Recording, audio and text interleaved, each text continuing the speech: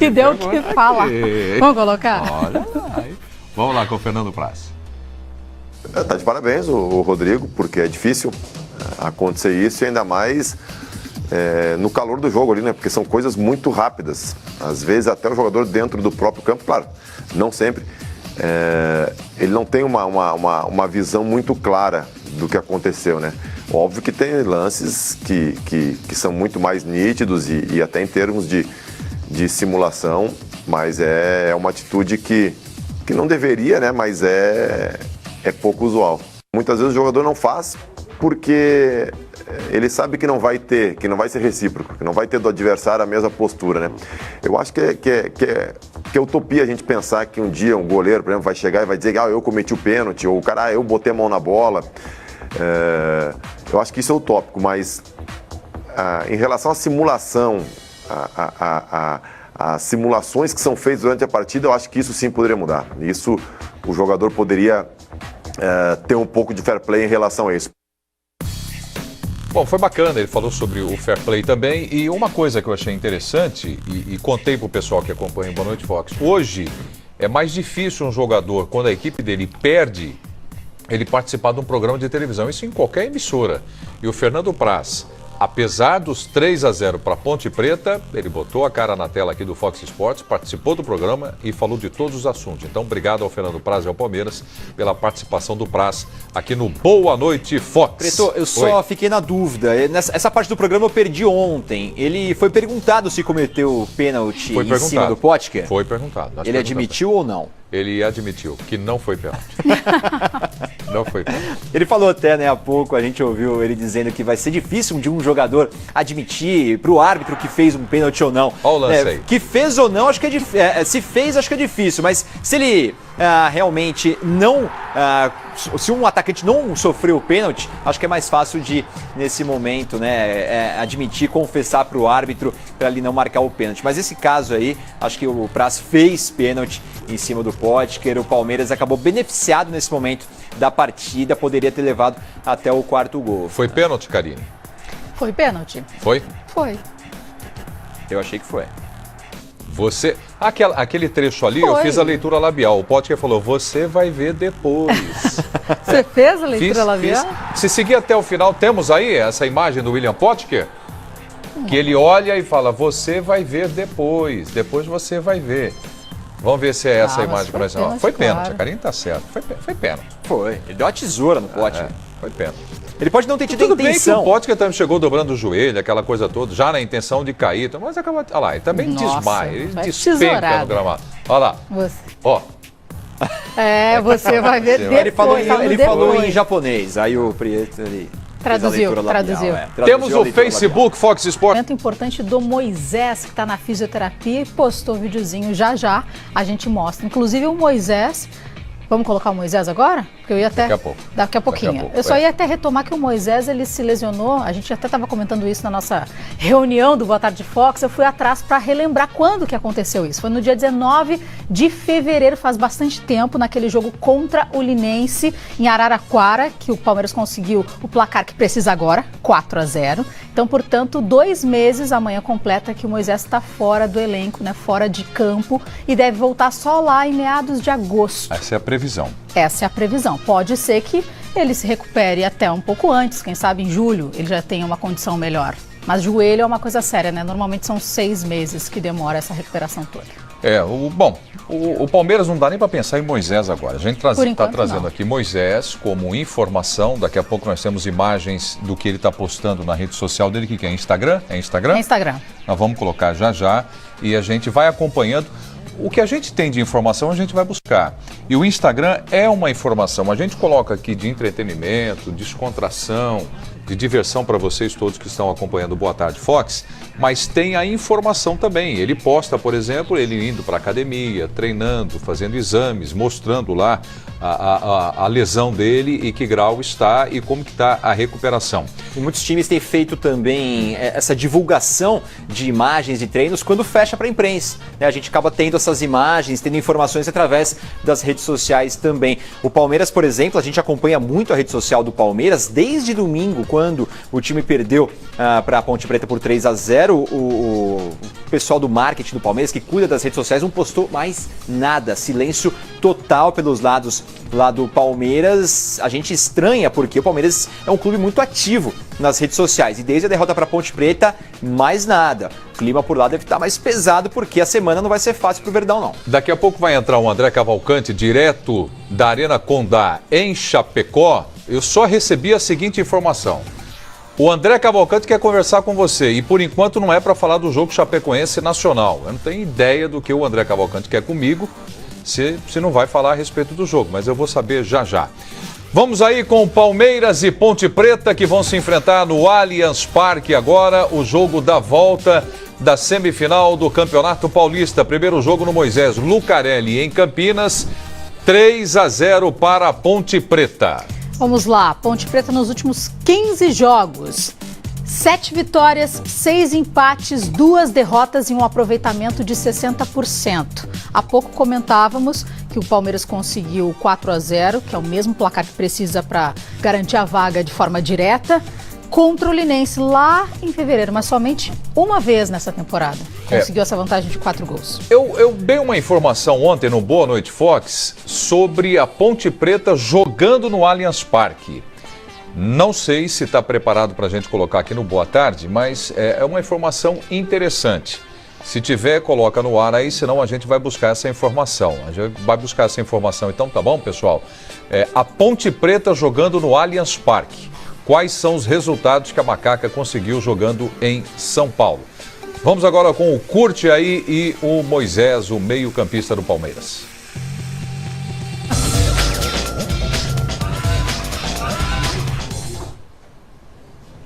Olha aí, ó, o trabalho então é o que estamos dizendo para vocês. O Instagram que serve aí, ó, seguimos firme. É a postagem do Moisés.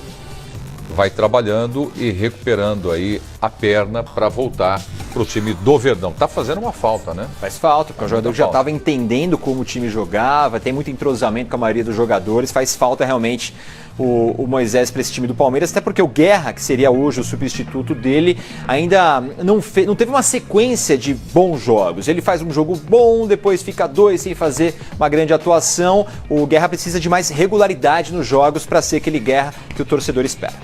Fala, Karine, você está morrendo de rir do quê? Hashtag Batata Fox. Eu me divirto até com a criatividade, tá? A opinião é livre, vocês podem colocar aqui. Mas olha o Antônio Rodrigues. Palmeiras, na opinião dele, não ganha nada esse ano. Time que vem de Jesus, machuca Moisés e ainda traz Guerra, vai ficar sentido. A movimentação dele nos bastidores, né? Sim, nos bastidores. E ele também respondeu várias perguntas sobre a semifinal do Campeonato Paulista. A nossa equipe ficou colada no goleiro do Palmeiras e a gente mostra, então, esses bastidores que ele participou do Boa Noite Fox. Pontual, Fernando Praz chegou aos estúdios do Fox Sports em São Paulo no horário combinado.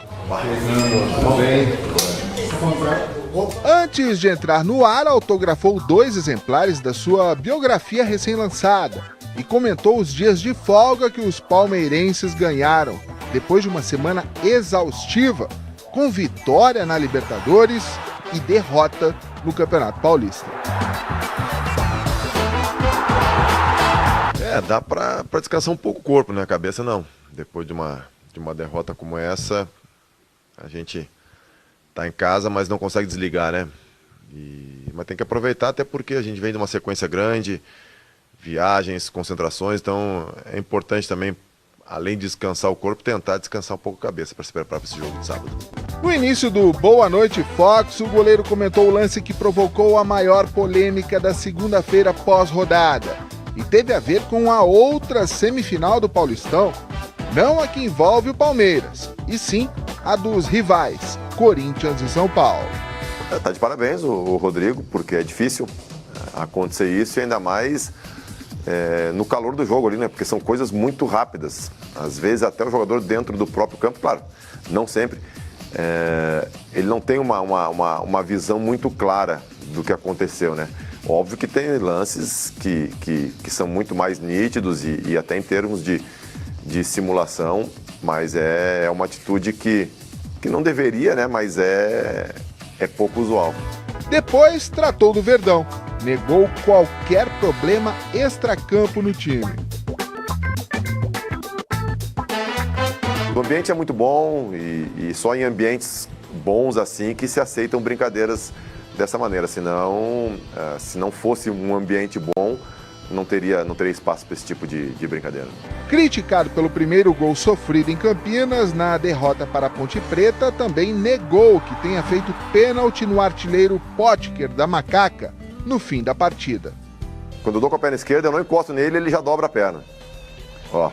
Bem, o Praz está narrando exatamente como ele está vendo e aconteceu o lance também, né? Então, essa é a visão que eu tenho, né? Mas é um lance polêmico, um lance difícil. O goleiro, que vive novamente uma boa fase, disse que ainda sonha com a seleção brasileira, mesmo aos 38 anos. Eu acho que vai depender muito do que eu fizer aqui, né? Óbvio, o que leva o jogador à seleção é o trabalho no clube, né?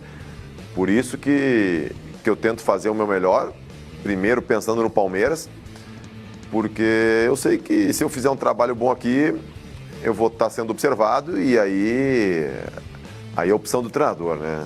Foi mais de uma hora de bate-papo, mas o que mais a torcida do Palmeiras queria ouvir é se Praz ainda acredita na vitória, acredita que o Verdão possa vencer a Ponte Preta no sábado, por mais de 3 gols de diferença. É o que eu falei depois do jogo. Quem não acredite, não entra em campo e nem vai ao estádio, né?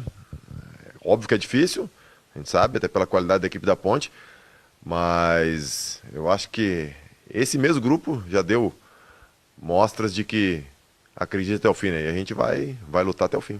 No programa ele deu exemplos de viradas e situações parecidas que já ocorreram. O próprio jogo contra o Peñarol, a gente em 15 minutos, a gente devia ter feito 4 gols.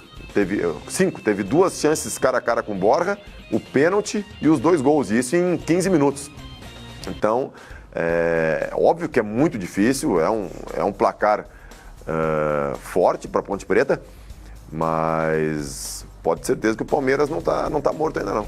Botou a culpa da cachapante derrota nos cansaços físico e mental e elogiou a Ponte Preta. Mas depois de uma semana inteira para descansar e trabalhar em paz, Fernando foi embora, com a certeza de que o sonho do título do Campeonato Paulista ainda permanece vivo.